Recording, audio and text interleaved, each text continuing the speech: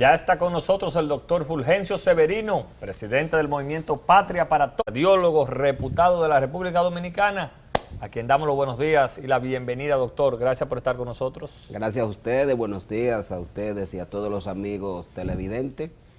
¿Cómo se sienten? ¿Bien? Bueno, hasta ahora el corazón está bien. Usted nos dio, aquí. el doctor nos dio buena noticia aquí diciéndonos de que hasta 5 tazas de café al día es saludable y es hasta bueno para uno. No, Así para es. uno no. Entonces, Para el aquí corazón estamos y la felices. próstata. Yo no sé Para por qué él el tiene corazón. cosas a decirlo. Mire, beba mucho café, dijo el doctor, porque eso es bueno para esto y para la próstata. Sí, así es, así es. Ya hay muchos estudios que dicen que hasta 5 tazas llegan los estudios al día. No, eso aquí Son nos saludables para el llena de corazón júbilo. y para la próstata. Doctor, vamos a empezar un poquito por el tema político. Cosas trascendentales han pasado en esta última semana con la selección de los nuevos miembros del Tribunal Superior Electoral. Usted tiene una lucha ya desde hace años buscando el reconocimiento de su movimiento como partido. Esto pudiera ser algo sumamente valioso para usted específicamente, porque ya va a tener unos nuevos actores donde ir a llevar su reclamo. ¿Qué le parece esta nueva selección de jueces? Bueno, miren, en la vida y lo que nosotros hemos aprendido, ya yo a mis 57 años he vivido mucho y he visto mucho. No solo corazones. Sí, es decir, importa mucho el modelo de democracia que usted construye. Inclusive las personas no actúan en la mayoría de las veces por voluntad propia, sino que son educados a actuar de una manera. Por eso cuando ustedes ven que los propios partidos se matan, que si todos son del PLD, yo he aprendido en la lucha en el colegio médico que no importa quién controle los mecanismos. O sea, lo que importa es tu poder. Es decir, cuando las sociedades deciden que van a cambiar todas las estructuras, son infuncionales, y esa misma persona terminan poniéndose del lado del cambio.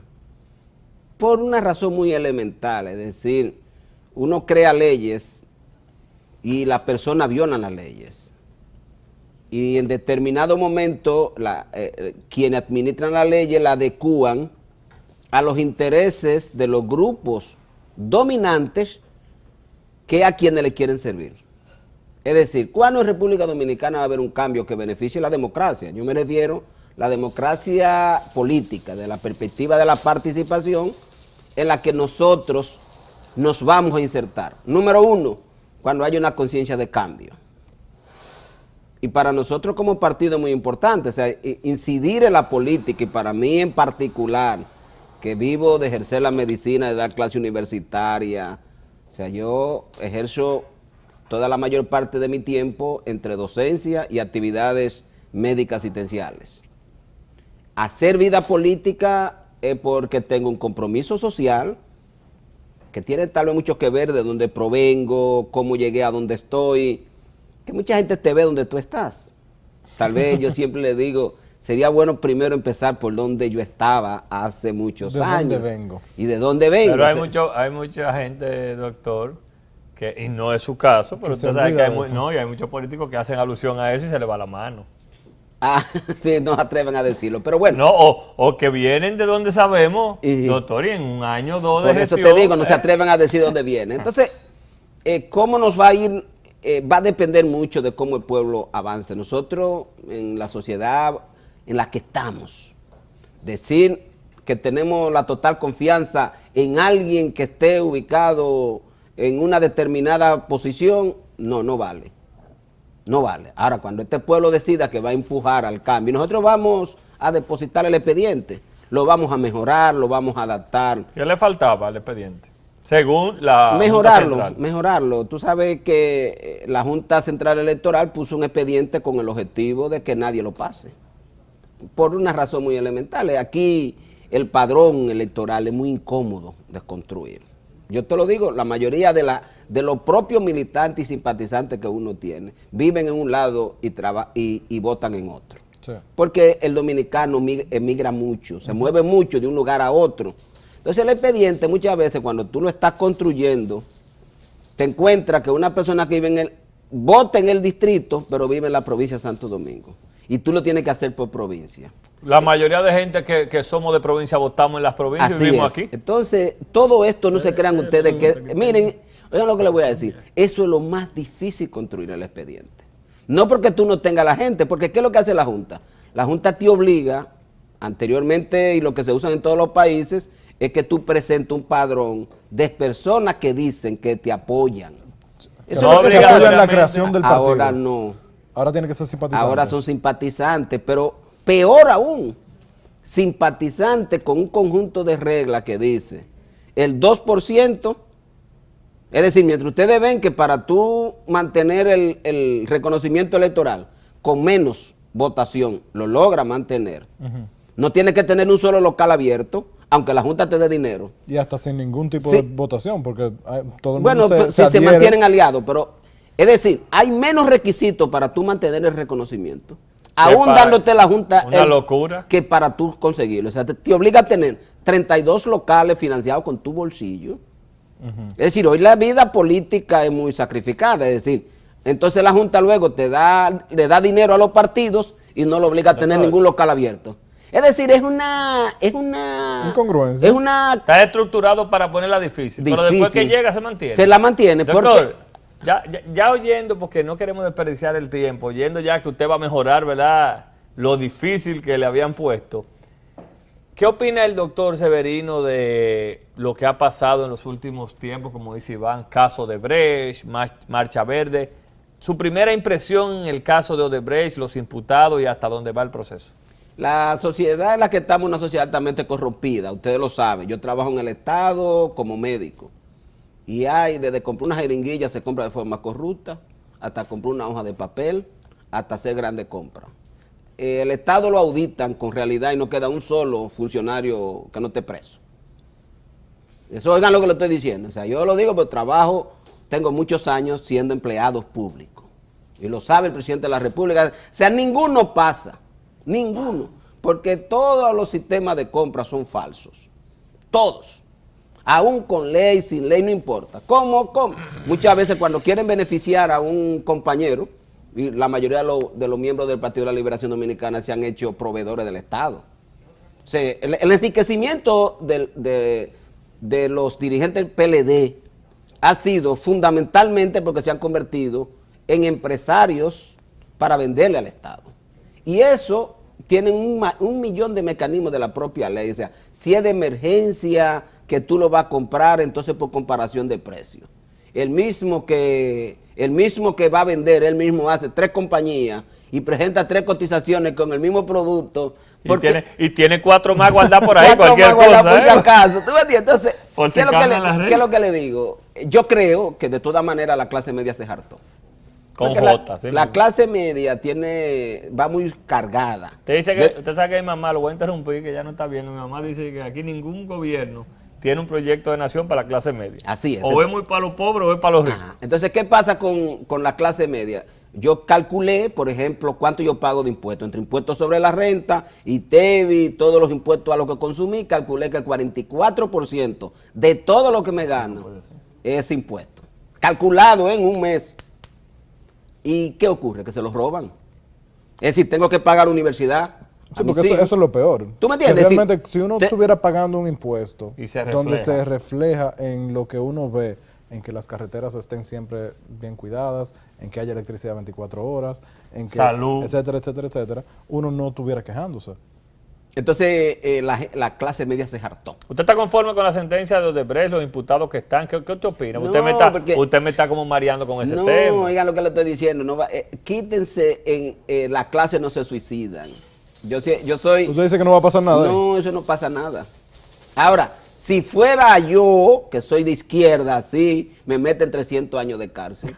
¿Me entiendes? Porque la justicia y todas las instituciones responden a la clase dominante. Yo estoy en la Marcha Verde y somos parte de la organización de la Marcha Verde. Nosotros, a través de las personas, porque tú no puedes estar como partidos, pero participamos en la organización de la Marcha Verde.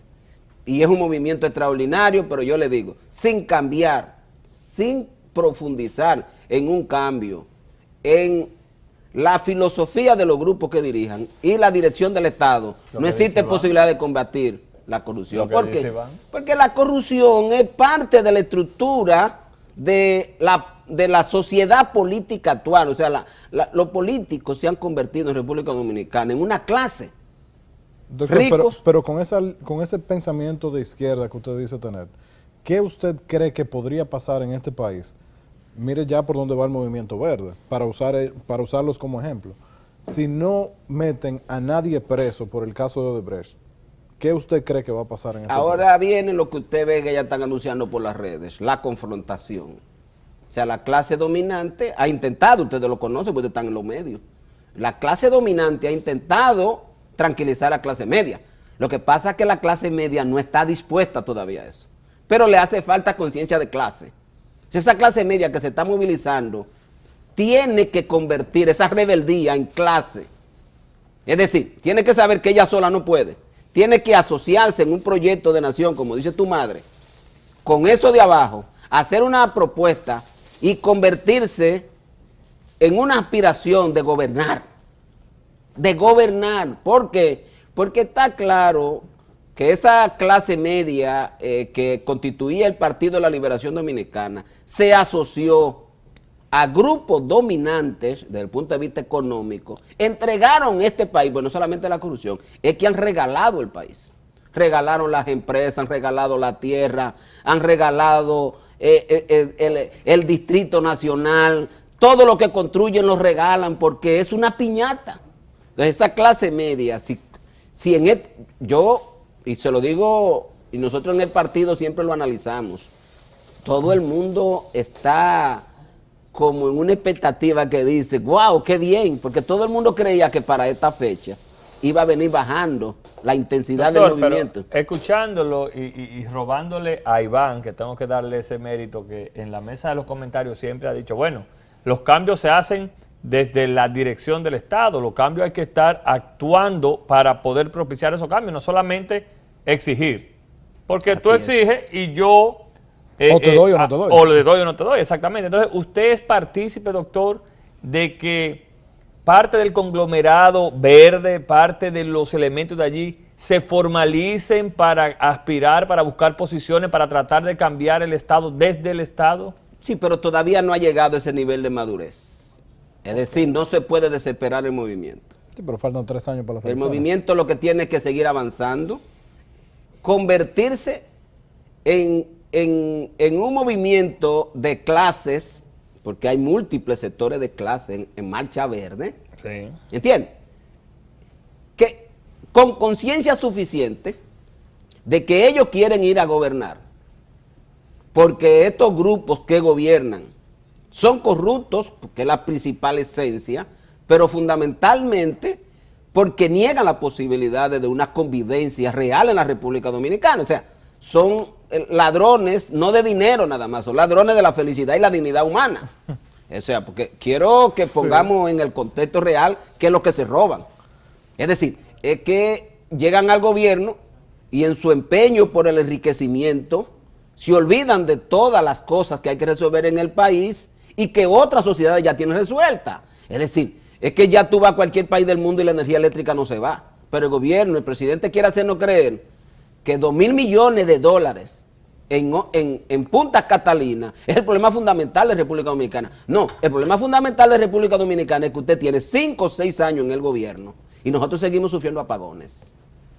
O sea, pagamos energía cara y usted nos da apagones, cuando en el mundo entero ya los apagones no existen. O sea, ya esos temas han desaparecido. Entonces, por eso yo apelo a no desesperarse.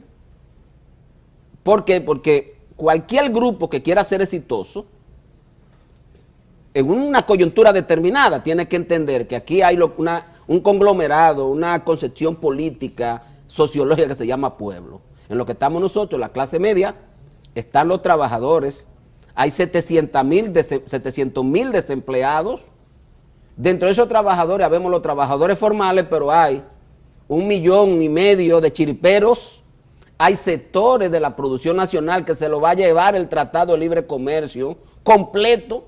O sea, el sector productivo de República Dominicana, si no tiene conciencia de que su alianza tiene que ser con la clase media y con ese pueblo, dentro de un proyecto que todo el mundo dé algo, porque hay que tener claro, o sea, hay que ceder. Para que la clase media sienta que esta sociedad se organice en función de sus propios intereses, tiene que saber que ella sola no puede ni llegar al poder ni gobernar. Entonces tiene que aliarse a esos sectores de la población, de trabajadores, desempleados, gente en edad avanzada que están sin pensión, y presentar una propuesta que sea común a todos sus intereses, tomando en cuenta un sector productivo que también es víctima, porque señor, aquí todo el mundo está secuestrado. Yo digo que aquí, ¿ustedes recuerdan la película del Gran Escape? Aquí hay que escapar de estos tigres. Doctor, otro gran problema dentro de lo que es esa división, ese esquema que usted está planteando, es el tema de la migración ilegal, para no tipificarla, ¿verdad? ¿Qué usted ve que pudiera suceder con eso si no se toman las medidas correctivas necesarias? Aquí hemos hablado mucho del tema de que hay que cerrar la frontera, de que hay que protegerla, de que se necesita dinero, de que se es front, de que... Pero al final del día, todo requiere dinero, todo requiere una voluntad política de quienes toman las decisiones. ¿Cuál es su opinión sobre eso? Mira, yo estaba en el Foro Sao Paulo, que es una reunión de grupos y partidos de izquierda, aunque hay algunos de derecha, como los de aquí. El PLD estaba también.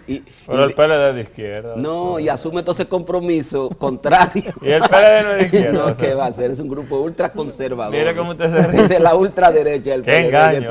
Entonces, fíjense una cosa.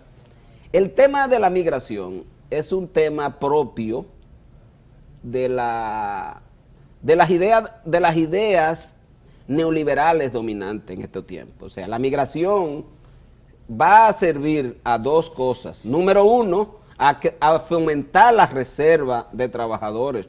Porque ¿cuál es la política fundamental de las ideas dominantes en términos salariales? El bajo salario. Claro. ¿Y qué es lo que más fomenta el bajo salario? Que tú tengas un ejército de reserva. Y la corrupción. Esperándote. De tal manera que si tú no quieres trabajar por 10 pesos, va a haber otro que lo va a hacer por 8. Entonces ese es el elemento número uno de la migración, señor. Óigame, la migración es de política pública y de política económica. La migración no se... Todo eso que pasa en la frontera responde a dos elementos que no se va a resolver en esta etapa. ¿Por qué no se va a resolver en esta etapa? Porque los gobiernos son parte de esa visión de la movilización de los recursos humanos, porque se está dando en toda parte del mundo, con el objetivo de reducir al mínimo el gasto en mano de obra. Es decir, así como ustedes ven que aquí se destruyeron todos los sindicatos, que lo que tenemos son centrales amarillas, que no defienden los intereses de los trabajadores. ¿Hubiera eso? Pero bueno, Hubiera no es un sindicato. ¿Un sindicalista? No, Hubiera no es un sindicato. Hubiera es una asociación de pequeños empresarios. Usted es terrible, doctor. Usted le da cajeta a todo el mundo. No, que Hubiera no es sindicato. Porque los sindicatos son de trabajadores. Oh, ¿y Pepe Abreu? No. Pepe Abreu. Pepe Abreu sí es de las centrales sindicales amarillas. O sea, son centrales al servicio del PLD. Gabriel del Río. Todo eso vive. Pero Gabriel del Río tiene la vida entera luchando por eso, doctor. Usted está siendo injusto. Nunca ha sido clasista. Antes existía la CGT, que era donde estaba Pepe. ¿Dónde estaba? Está? Porque ya Pepe hizo alianza, ya Pepe es de los grupos dominantes. Entonces lo que quiero señalarte sobre el Pepe tema... del PLD. Claro, sí, sobre el tema migratorio es que en República Dominicana el tema migratorio tiene que resolverse. La principal frontera para resolver el tema migratorio, ¿sabe cuál es? El tema de la política públicas, es decir, hacia dónde se dirigen las políticas, si es a fomentar el bajo salario o es a mejorar el salario. El segundo elemento es que la frontera es parte de la forma de cómo se enriquecen los políticos. Es decir, yo te voy a poner el ejemplo. Ese mercado informal. Ajá. Yo te voy a decir, por ejemplo, ¿por qué el gobierno tiene 5 cónsules en Haití? Es decir, porque es muy grande. ¿Qué tanta visa hay que darle a Haití? Pero ustedes lo han dicho. Hay uno que dejó senaduría y pero tú sabes cómo es que funciona. El gobierno tiene 1000 visas, dan 100. vía filas, porque son grandes filas que se van buscando esa visa, y entonces venden 900 visas en el mercado. Entonces, aparte de que la propia frontera hay un negocio tremendo de gente que traen patán haitiano, que los contratan con dueños de fincas. O sea, o ahí hay un conglomerado de confabulaciones. Ahí está el Estado, ahí están los empresarios, ahí está todo el mundo. Así es. Doctor, vamos a hablar un poquito, porque usted ya casi se está acabando esta entrevista. Y usted que yo pensé que esto era hasta las 8, me han dicho. Oh, doctor, pues espérese. Me está hablando de izquierda.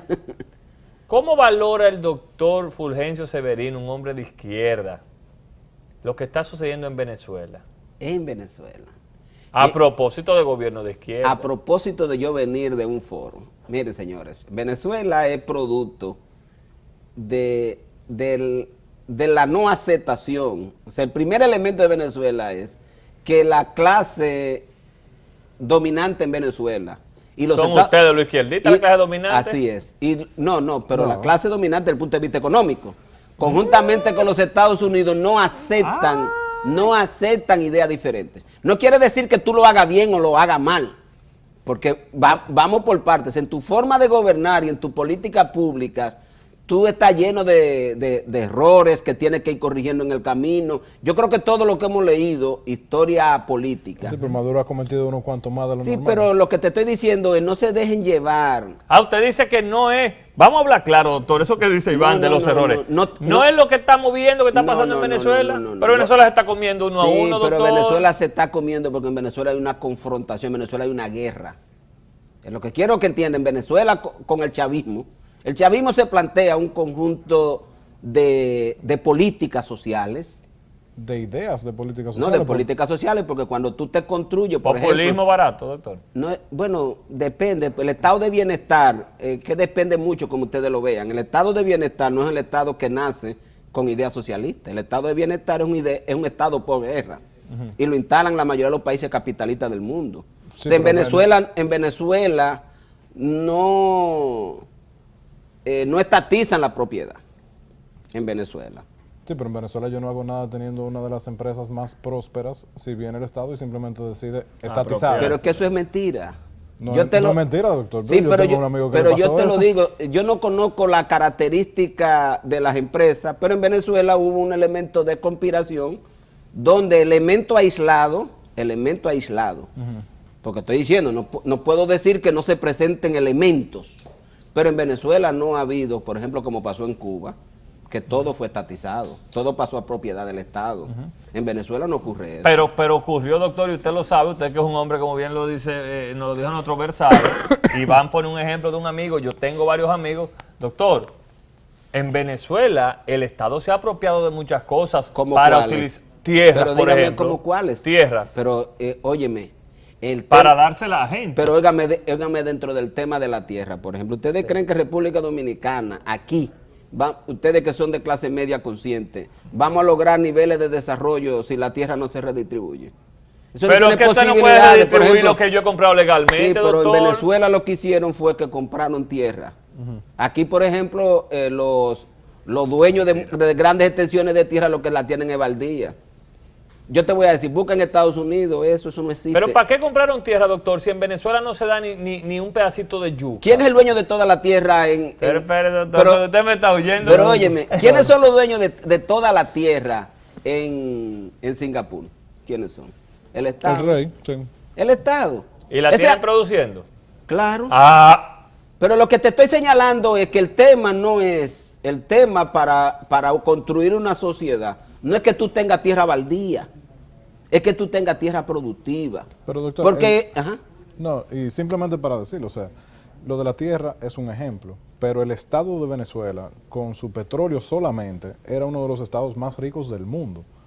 Y ha caído... ¿En qué momento? Igual le pasó tenía la tercera reserva más grande igualmente del mundo. Le pasó a Ecuador. ¿Tú crees que tú con un petróleo, ve a ver si Estados Unidos está produciendo petróleo ahora? Pero Estados Unidos le compra petróleo a Venezuela. Pero oye lo que te estoy diciendo, Estados Unidos compraba petróleo y llegó un momento que el petróleo subió tanto que él decidió producir petróleo. En la idea de Barack Obama de no ser dependiente del petróleo. Ahora, ¿Tú crees que con un petróleo a $40 tú puedes mantener un estado Ahora, social? pero cuando Usted- estaba a 100, Sí, pero- los Emiratos Árabes, mire lo que hicieron en 10 años, Pero- cuando el petróleo estaba a 100. Pero es lo que te estoy señalando. Yo no estoy diciendo porque Venezuela arrastra, ustedes lo conocen porque ustedes dominan de Venezuela. Venezuela arrastra durante años una economía dependiente del petróleo, que ellos no lo resolvieron, ni el chavismo lo hizo a tiempo, que era resolver.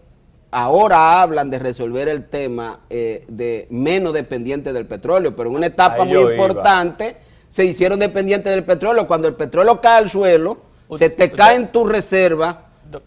¿Usted cree que fue un error, doctor, eso que estamos apuntando de que en ese momento, para no decir el chavismo, el gobierno socialista debió diversificar la economía? Claro, es que es obligatorio. Por ejemplo, la diferencia entre Venezuela y República Dominicana. No, esta economía crece todos los años, dice el PLD. Bueno, fuera del crecimiento, porque el crecimiento es importado. Yo me refiero a que es una economía nuestra que produce alimentos. Venezuela no se dio nunca ese lujo. Doctor, mire, esto se acabó. No, y yo no, quiero en broma. un sí o en un no. Ajá. O bueno, Eso es muy difícil en bueno política. o malo, doctor. Ah. ¿Cómo usted califica el gobierno de Maduro? En términos económicos, en este momento es una situación Yo no lo- desastrosa. Es decir, en términos económicos. Ajá. Ahora, vuelvo a insistir, las cosas son producto de causas.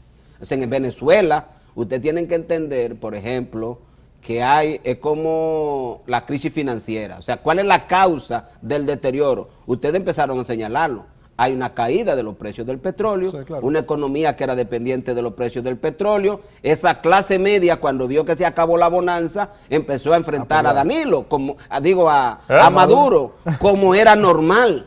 Porque cuando tú de momento ves que se te caen los ingresos. Claro. Ahora, la política social de los chavistas, yo estoy totalmente identificado y ellos en medio de las dificultades han logrado mantenerla, pero no quiere decir que no enfrentan una situación a la que ellos mismos admiten que es de grandes dificultades económicas. Doctor, así mismo como dijo Luis, pero ¿acertado o desacertado? El comentario de Hipólito Mejía de que ningún político en este país le puede dar por los tobillos ni a él ni a Leonel Fernández. Hipólito es político. No sabía. No es broma. ¿Usted sabe? Hipólito realmente él está aspirando, de verdad. Oh, Está pirando. Y va a ser candidato ¿Y al ustedes PRM. creen que... Y va a ser, y cuidado si es presidente de la República otra vez. ¿Ustedes creen? No creo. No. Doctor, yo no lo quiero... yo no creo que... Mire, yo no lo quiero ofender con lo que yo le voy a decir, pero usted en esa última respuesta, tanto a Iván como a mí, pareció un PLDista de esos buenos. No. Yo soy, Mire, yo soy una persona... mire. No, lo que pasa es que poder analizar un problema tan complejo como el de Venezuela que tú me preguntas, porque es una cosa muy compleja. O sea, ¿quién se atreve a decir que Venezuela está bien? Nadie. ¿Y República Dominicana, buena, mala o regular? ¿Cómo está? Depende. Si en Ah, términos bueno. de macroeconomía, bueno, porque República Dominicana tiene una economía estable. Ahora, en términos de redistribución de la riqueza, Me gusta muy que usted es mal. un hombre Es objetivo. decir, tú no puedes, en economía o en política, es muy difícil poderte decir. Encasillarte en una respuesta. Encasillarte en eso. Es igualmente. Político el hombre. Yo, por ejemplo, Ah, por ejemplo, ¿por qué Maduro en medio de la crisis económica mantiene cierta popularidad? ¿Por qué? Porque no ha reducido. Porque sigue dando lo que no tiene. Bueno, no usemos el término porque ustedes son de clase media. Doctor. No, pero déjame terminar. Pero rapidito que nos cortan, ¿eh? Mira, Iván, nosotros somos de clase media. La única razón de existir... Doctor, que Iván no es de clase Sí. media. Ay, rico. Mira, la única razón de nosotros existir y hacer vida política es la solidaridad. Gracias. Es decir, yo no necesito... Yo puedo vivir con lo que me gano en esta sociedad independientemente de la incertidumbre. La única razón por la que yo debo hacer actividades mejorar la vida políticas del otro. es si la vida de los demás mejora. Mira, si eso no está en nuestro imaginario, mejor dejemos de ser políticos porque Decía- no vamos a aparecer con todo esto. Eso decía Juan Bosch. Eso es digno. Eso decía Juan Bosch y mire sus discípulos cómo lo han hecho. Doctor Fulgencio Severino, gracias por A interesante ustedes. entrevista. Sí. Se puso caliente al final Nos fuimos lejos. con lo de Venezuela y lo vamos a invitar porque yo creo que hay que analizar ¿verdad? El área. Presidente del Movimiento Patria para Todos, ojalá le permitan demostrar qué es lo que tiene ese movimiento y le den ese reconocimiento que a muchísima gente se lo dan. Y mire que dije gente, no partido. Y usted sabe a lo que me refiero. Cardiólogo del país, no hablamos de eso, Iván. No. Solamente El un tema café. que a Víctor le Del gustó. café. El sacando café. a celebrarlo para allá del No, y, café. y sigue bebiendo. Y más ahora, pero no por lo del corazón. ¿Eh? No por la prota. Ya regresamos con la parte complementaria de Diálogo Urgente, no se vayan. Y Calimán ni se diga.